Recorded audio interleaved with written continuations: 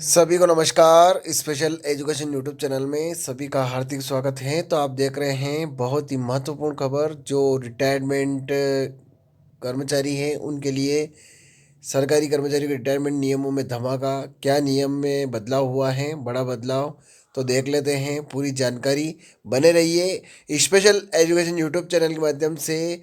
इस खबर को विस्तृत रूप देख लेते हैं कि क्या इसमें कहा गया है और किस प्रकार से नियमों में बदलाव किया गया है। तो सरकारी कर्मचारी के रिटायरमेंट के नियमों में बड़ा बदलाव है। तो पूरी खबर में क्या कहा है इसमें आगे बने रहिए। भारत सरकार ने हाल ही में सरकारी कर्मचारियों के रिटायरमेंट के नियमों में बड़ा बदलाव किया है। खासकर पुरानी पेंशन योजना से जुड़े नियमों में इस बदलाव के बाद लाखों सरकारी कर्मचारियों की पेंशन और रिटायरमेंट लाभों में सुधार होगा। यह बदलाव सरकारी कर्मचारियों के लिए एक अच्छी खबर है, क्योंकि रिटायरमेंट के बाद की आर्थिक सुरक्षा उनके लिए हमेशा एक बड़ा मुद्दा होता है। पुरानी पेंशन योजना को लेकर कर्मचारियों की लंबे समय से चिंता थी, लेकिन अब सरकार ने इसे फिर से लागू करने का निर्णय लिया। इस लेख में हम आपको इन बदलावों के बारे में पूरी जानकारी देंगे, ताकि आप सभी इन नियमों का सही तरीके से लाभ उठा सकें।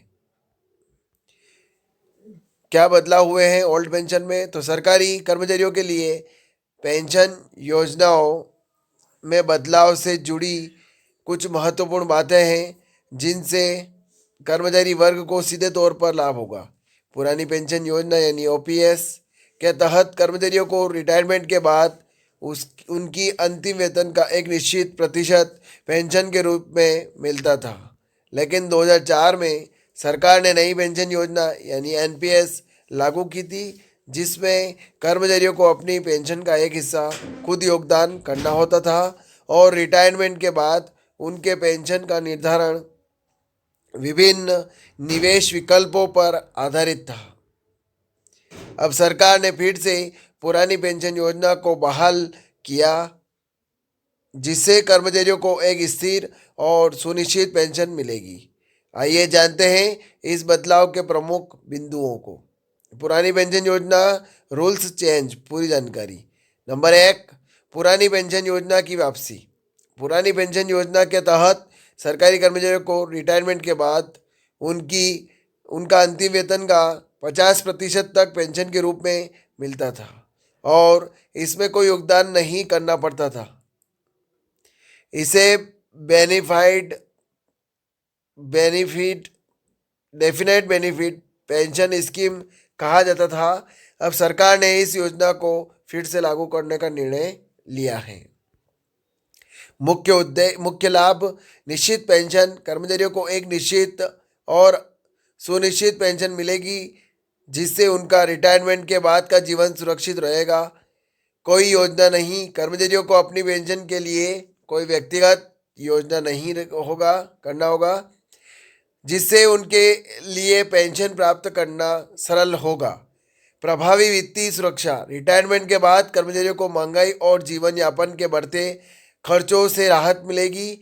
नंबर 2 पे है पेंशन का निर्धारण कैसे होगा। तो पुरानी पेंशन योजना के तहत पेंशन का निर्धारण कर्मचारियों के अंतिम बेसिक वेतन के आधार पर किया जाएगा। रिटायरमेंट के बाद कर्मचारियों को हर महीने उनके वेतन का 50% पेंशन के रूप में दिया जाएगा। उदाहरण के लिए, यदि किसी कर्मचारी का अंतिम वेतन 50,000 था तो उन्हें 25,000 पेंशन के रूप में मिलेगा। तीसरा ये है नौकरी की अवधि का महत्व। पुरानी पेंशन योजना में कर्मचारियों की सेवा अवधि भी पेंशन की राशि को प्रभावित करती थी। अगर किसी कर्मचारी की सेवा अवधि लंबी होती थी तो उसे अधिक पेंशन मिलती थी। यह पुरानी पेंशन नियमों के तहत कर्मचारियों को उनके दीर्घकालिक योगदान के लिए सम्मानित किया जाता था। सेवा अवधि का प्रभाव: लंबी सेवा अवधि के कारण पेंशन राशि में वृद्धि होती थी। उदाहरण के लिए 20 साल की सेवा के बाद एक कर्मचारी को 50% पेंशन मिलती थी, जबकि 30 साल की सेवा के बाद यह राशि 60% तक बढ़ सकती थी।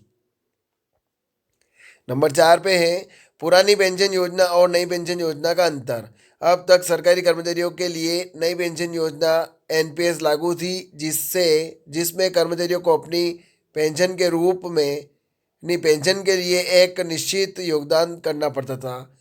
इसमें कर्मचारियों के योगदान के आधार पर पेंशन की राशि तय होती थी, लेकिन पुरानी पेंशन योजना में यह सब नहीं होता।